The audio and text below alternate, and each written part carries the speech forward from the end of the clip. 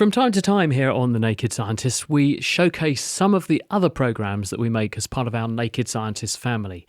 And this week we're bringing you an episode of Naked Reflections. This is particularly important at the moment with Vladimir Putin's invasion of Ukraine.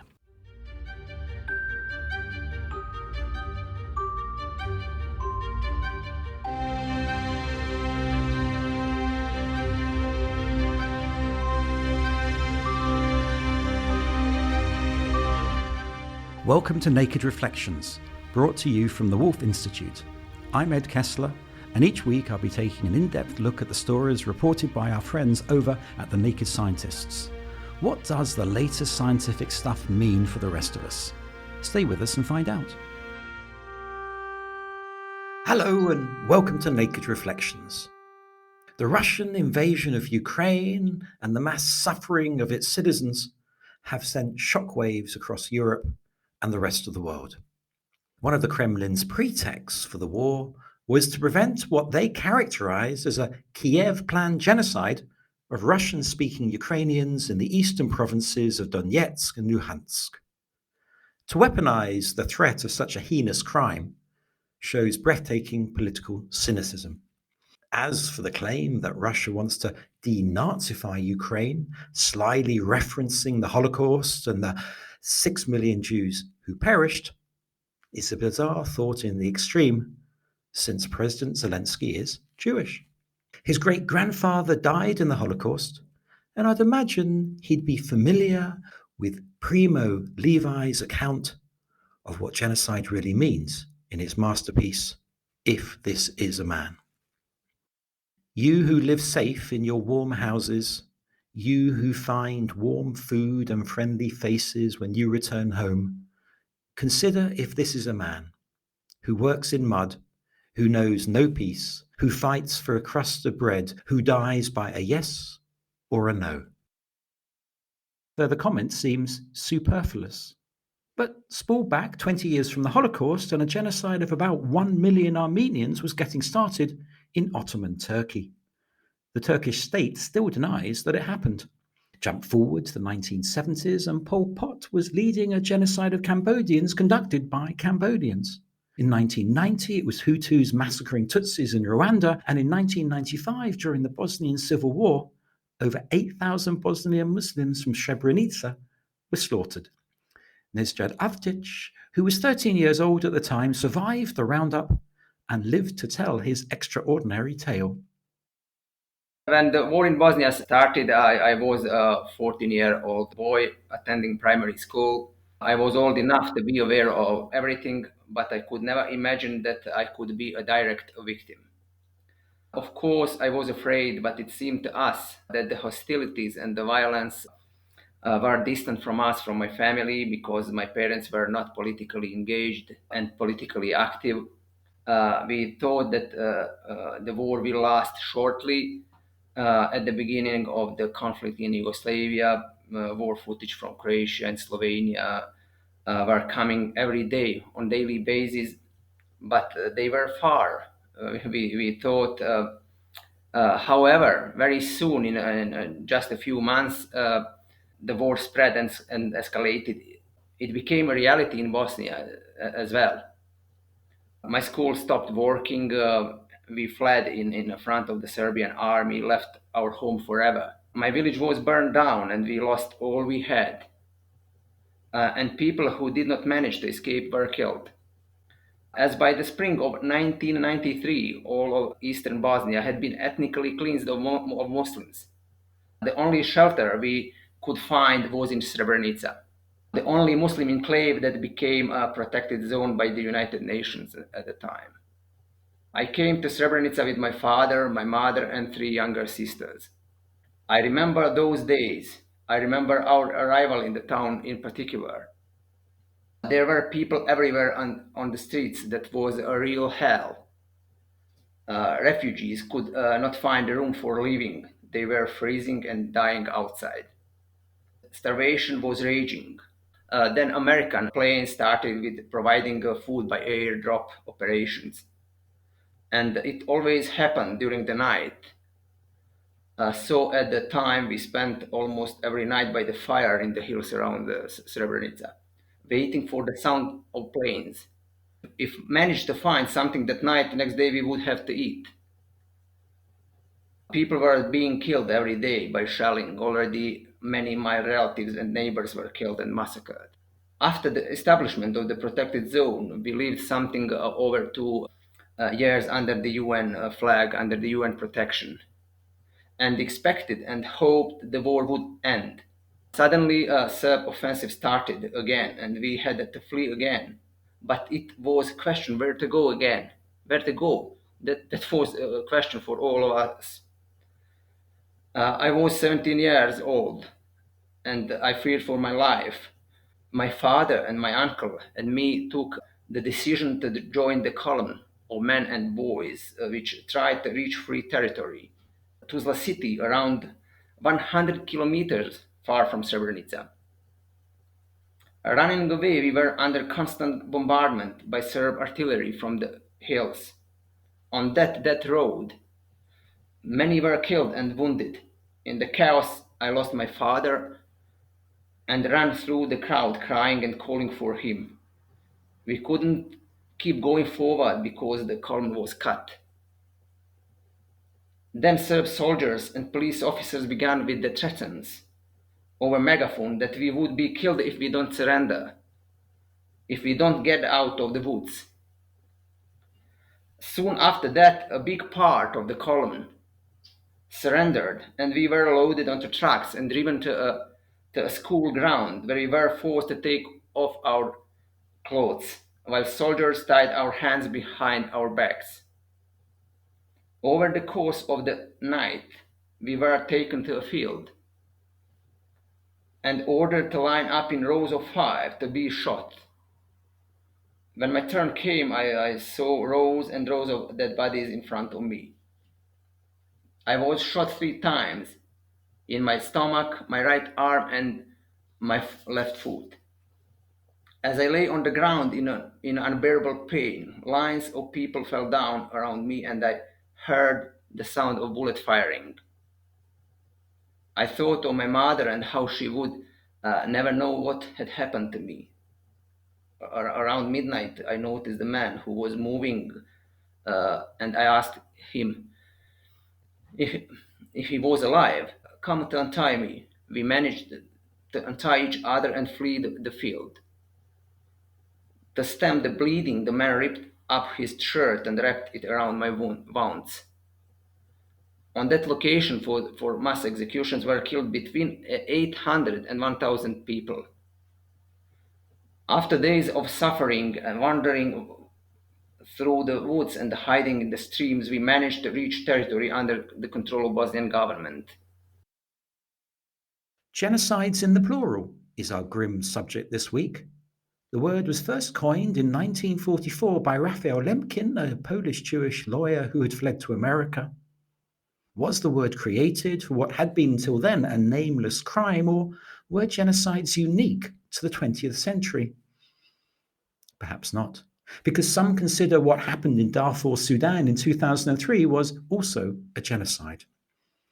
With me to discuss this topic are Dr. Meriam Kalachi, chaplain of St Hilda's College, Oxford, who's written about the Armenian genocide, and her first monograph on the book was completely empty. The book represents her attempt to address the narrow and limiting scope of denial and its inability to articulate the aftermath of a catastrophe whose effects continue to be felt in our present. Her most recent book is Reading Silences, Essays on Women, Memory and War in 20th Century Turkey. Joining Meriam is Dr. James Smith, co-founder of the UK's National Holocaust Centre and of the Aegis Trust, a peace education programme.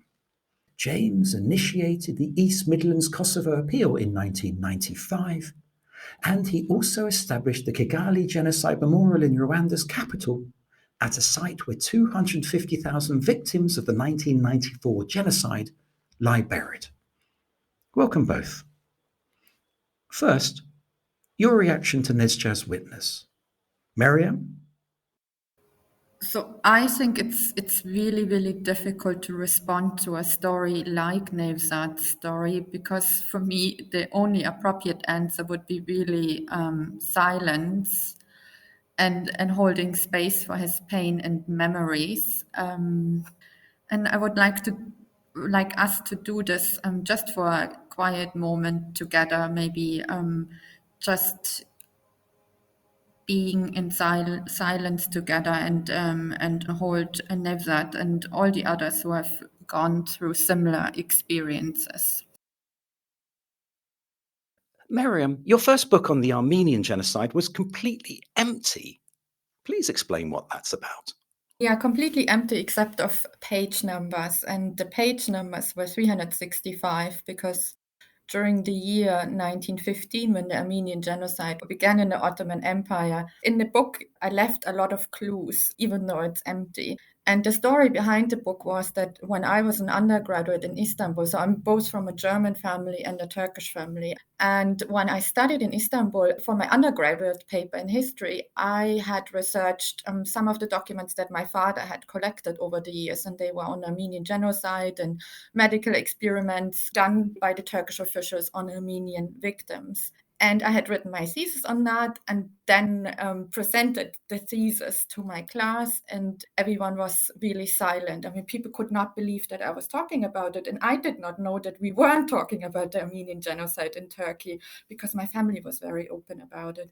And I was thrown out of the university, and that never left me. So when I finished my history degree, first at Boğaziçi, and then I went to Yale and Cambridge, I came back to Turkey and wanted to publish on it, but I knew I could not publish on it because I thought any words that I'm going to put in will criminalize me and will endanger me. So I wanted to, but still publish a book about the Armenian genocide. So I published it completely empty, and it immediately got censored by the government. And then I went on a reading tour, and I was reading it silently, and that was quite powerful. So this is just in a nutshell the story of the book. I could talk forever about it, of course. So, James, just listening to that whole equation, if you like, of silence and denial, it epitomizes the problem, doesn't it, that those of us who are engaged in teaching and understanding genocide face? Can I just say, Miriam, what a fantastic concept to publish a book with that void in it, which just speaks so many volumes. I think the idea that a book with no words in it can be censored or banned speaks for itself as well, because what you were conveying was clearly understood by the authorities. In regards to the Armenian genocide and its denial in Turkey, it's perhaps an extreme example, but we see this after every genocide. Gregory Stanton's described denial as the final stage of genocide, and it begins as the genocide is being perpetrated. The denial is always happening at the same time. The same arguments that are used to justify the genocide continue long after. But the silence as well is, even though you might say, well, after the Holocaust, there's all this literature, you've just been reading Primo Levi and numerous accounts of testimony and films and memorials all over the world. How can we say that there's silence after the Holocaust? But the sheer magnitude of what took place, and for many survivors, even their own testimonies are distilled down to that which the listener can absorb. It's almost like subconsciously they have filtered it for our benefit, those of us who weren't there. So it's digestible for us and acceptable. And behind that, there must be this huge void of silence of the things that are unspoken. And I, only very recently, a dear friend, Holocaust survivor, passed away, but I won't mention his name or his family, but it's known to us that he committed suicide, and this is 70 years afterwards, and the nightmares that he had. And he used to tell his story at times, but couldn't tell it all. It haunted him of what couldn't be spoken, and decades after the Holocaust and his survival, it drove him to ending his own life. And I think that just speaks so much about this unspoken stories of genocide that, for those of us who weren't there, we only get a tiny glimpse, and will only ever get a tiny glimpse into the unimaginable. I want to say two things to this about your dear friend. First of all, I'm very, very sorry to hear. In my research on the Armenian genocides, and especially now moving to my new book about insanity and looking at records in different hospitals, whether it's in New York or whether it's especially in Lebanon or in now Eastern Armenia, Republic of Armenia, looking for genocide survivors, one thing that really came up for me was, for example, Lebanon, there's a mental hospital that was once founded by British Quakers. And in that hospital, you suddenly saw a surge of Armenian genocide survivors coming into the hospital or being brought into the hospital by their families after the Lebanese civil war. This is, of course, very curious. And similarly, something like that happened in Armenia after the big earthquake in Armenia in 1988 in Gyumri. And one of the things that what this points towards is that genocide survivors, once they have survived and they start building their families and their careers, they're so enmeshed in this daily life that this unspokenness is kind of pushed down, and it really takes either retirement or a lot of free time when that kind of busyness of daily life is not there anymore, or a big tragedy to trigger those memories again. And it's very difficult to come back from that place a second time. A lot, but then on the other hand, I also want to underline that it's not them who are living in insanity, it's really us who don't find the language to encounter them in their tragedy. And often when I discuss it with my students here at Oxford, a word comes up that, I have to be very honest, upsets me a lot when people say or speak of unspeakable tragedy. I always think about what Prophet Amos once said, that it's actually not language that fails us to describe the tragedy, but we have failed those who have lived through tragedy. And so when people say it's unspeakable, it's not unspeakable, just it's us who cannot stand in relation to those survivors and really look at them and hold them. Because if we were to do that, then like the survivors of genocide, we would no longer believe in the fellowship of human beings. And that's really important for our day-to-day lives. Once you have gone that place, it's really difficult to return. And so I wanted to ask you, James, whether you would, of course, in your work, in your engagement with survivors, how do you meet them in the sense of Martin Buber? How do you stand opposite them, and how do you look at them, and how do you hold space for them without it affecting you in your day-to-day life? I think you're probably one of the first people to have asked me that question, and it's a very difficult question because it raises a lot of challenges. One about, do we, can we go far enough to meet survivors? Because if we do, what does it do to us when we face the reality of what humanity is capable of? And so, yes, hundreds of times, I've sat in rooms and listened to survivor stories, and afterwards, what do you say? Because you can feel the emotional drain. Even survivors that have told their stories hundreds of times, and you feel that for some of them it's almost become a routine. There's this emotional drain that you can't do much about. Sometimes it's just a matter of sitting and having a cup of tea and talking about other things, because the survivors, after they've spoken, they need to return back to where they've been. This is a role, at the Holocaust Center, where survivors speak on a daily basis. It's become something of a home and it was just a routine that my mother started. When survivors came, she would bring them over to a cottage for tea afterwards, a cup of tea, cake. But it was such an important part of having been down, looked back into that darkness, it communicated it again, to come back into what we say is the normal world. But I think when I look back at the times when I've been with survivors, it's not speaking, it's not listening even, it's just being there. I recall, as you were asking me the question, being in Rwanda, maybe this would be 11, 12 years after the genocide, and there were survivors still finding the remains of their loved ones that had been thrown into wells or buried in shallow graves. And then they exhumed their loved ones, or what they thought might be their loved ones, tried to identify them and put them into coffins and carried them. And I remember the mass grave down at what was then known as the Gisozi Memorial on a hillside outside the capital city, Kigali, where survivors would be carrying their coffins. And April is a rainy season. These mass graves have been built. There is mud everywhere and there's heavy rain. Of course, I turn up, an NGO with my suit and my tie, and it's totally inappropriate thing to wear, but of course it was meant to be out of respect. And what I remember is just, trying to help carry those coffins along the muddy, slippery slope, standing in the rain, people, singing songs and priests saying prayers. And it's not doing anything, saying anything. It's just trying your hardest to just be there, knowing that you can never feel what they're going through right now and really never fully understand it. But being close and showing that empathy, and I think being in that place is sometimes the best we can do. And also doing something that's practical. Sometimes, survivors have been left in the most terrible situations of destitution, not for any other reason, but because of the genocide, because their houses have been destroyed, their livelihoods, they've had no educational prospects because they're having to pick up the pieces and somehow feed their younger siblings. And I think doing practical things is a way of helping to rebuild lives.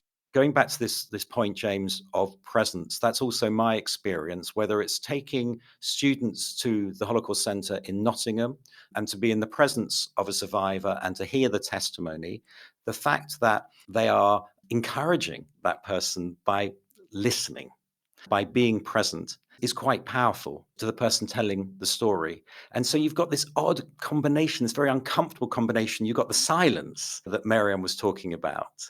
And you've got the silence sometimes when people leave the talk they've received, they are silent because they're processing it, they're digesting it. But the very presence itself gives sustenance, it seems to me, when I look back on it as a teacher, both to the student listening and witnessing, and also to the person giving the testimony. Is that also true, Miriam, with the survivors that you've interviewed? Yes, absolutely. But I also wanted to say something else about being present and listening to survivor testimonies. Often in academia, I don't know whether you have experienced the same thing, but in conferences, after your presentation of a talk, people applaud. And I get very uncomfortable with that. Recently, I was at a conference and there was academic before me who was talking about a famine that took life of many, many, many people. And the academic was just reading it as it was a newspaper advertisement with no change of voice, recounting that there are 200,000 people who have just died. Made me very uncomfortable. After the presentation, everybody clapped, and the next person was me, and I was to read letters from a death camp of 1916 and of a woman who then was tortured, raped, and murdered afterwards. And I said, please, I don't want anybody to applaud after my presentation because we should not applaud human tragedy. This is Naked Reflections with me, Ed Kessler. My guests this week are Miriam Kalachi and James Smith, and our subject is genocides. The hatreds that poison have a nasty habit of recurring.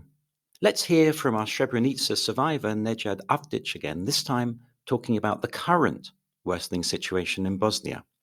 I never escaped from the hell of Srebrenica. I didn't come from hell to some kind of paradise somewhere in Bosnia where I could keep living peaceful.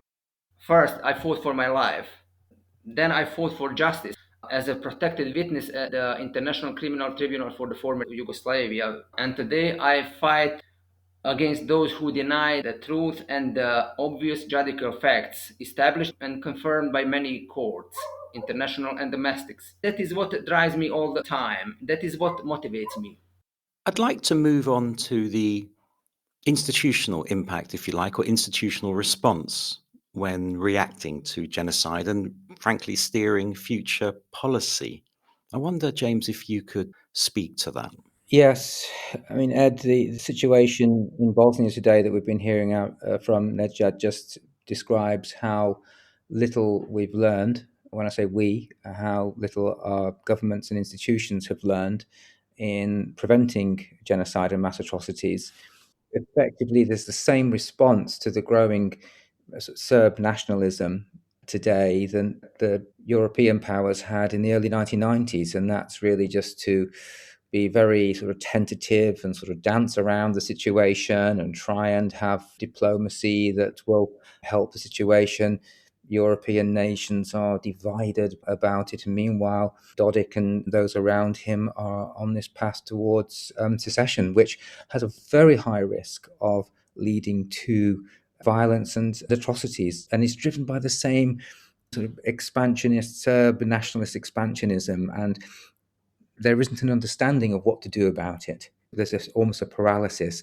Engagement, yes, but a paralysis in terms of what should be done. And when we look at the genocide against the Tutsi, 1994, and other genocides around the world, is sadly the same old response, which is going to be too little and too late. But in the situation that's happening in Bosnia right now, there could be targeted sanctions on Dodik, who is raising monies to build his own militias and armies. He and those around him have investments in Germany, in London, and these could be turned off. And the other way in which we could help to put the brakes on the situation is by strengthening the peacekeepers. Britain basically pulled out after Brexit in supporting the European mission out there. But there is provision for us to provide support through NATO. And there's some very key areas where the peacekeeping could be bolstered. There's already a mandate for this. So it's not like anything's got to be created.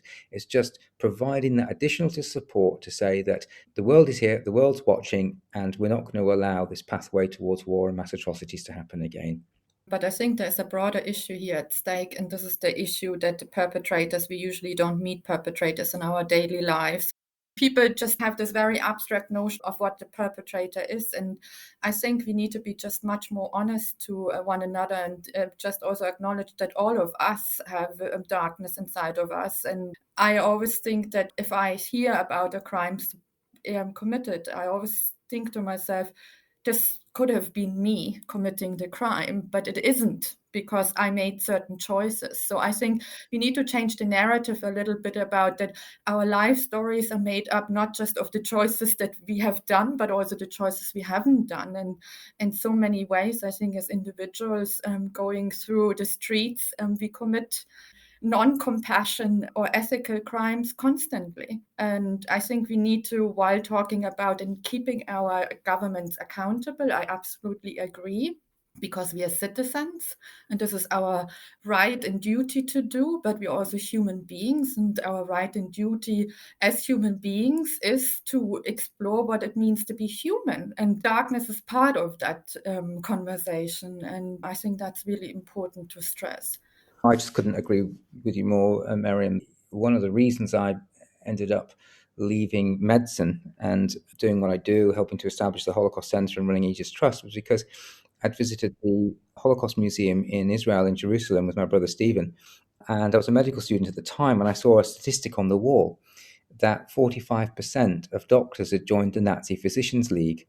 And it just stopped me in my tracks, because what that says is two things. One, there was a choice, because if in Nazi Germany there wasn't a choice, then all the doctors would join the Nazi Physicians League. But half of the doctors meant that this wasn't about people being psychopaths or rabid anti-Semites that wanted to commit genocide. This was, flick a coin. I thought 50% chance if I had been born 2 generations earlier in Germany, 50% chance that I would have joined the Nazi Physicians League too, because I'm no better or worse than anyone else. And so, it doesn't mean that all those doctors were committing awful medical experiments. They were just part of this large machine legitimizing what became these genocidal operations. And this emphasizes the point that you made, that this isn't just about pointing a finger saying, oh, these people, these governments, they become perpetrators. It's about how we understand how perpetration happens in the first place. I also think, this is a very simple equation, but the difference between a perpetrator and the victim is that the perpetrator has the choice, right? As a victim, you don't have the choice not to be the victim. Us as educators, whether it's me as a chaplain, I also have an academic appointment at the history faculty at Oxford, or me as a tutor. This is what for me is the key, and also why I love my profession so much, because history is a way for us to look at other past lives and how those human beings have chosen for their lives, the choices they have made, the choices they haven't made. And I think that's very educational for our new generation. And I'm very excited about the new generation of our students, because they are questioning a lot about choices, whether it's the choice around gender pronouns, or the choice of, how they want to lead their lives, and whether they are using plastic cups or things like that. This is essential. This will make a difference also in a larger picture. Right, my generation didn't do that, I must admit, and I'm a bit ashamed because of that. I mean, now I look at my students, I'm like, wow. So I'm very hopeful about our new generation, because they are asking what consequences their choices will have. I don't think I've ever spoken so little in a Naked Reflections podcast. And that's because you two have been incredibly eloquent, as has Nejad. And unfortunately, we've run out of time. Thanks to my guests, Miriam Kalachi and James Smith, and thank you for listening. You might want to have a listen to our archive of dialogues with topics as varied as peace and war. Feel free to check out other podcasts from the Woolf Institute or from our friends at the Naked Scientists. And there's plenty more to come too. I'll be back next week with another topic and new guests.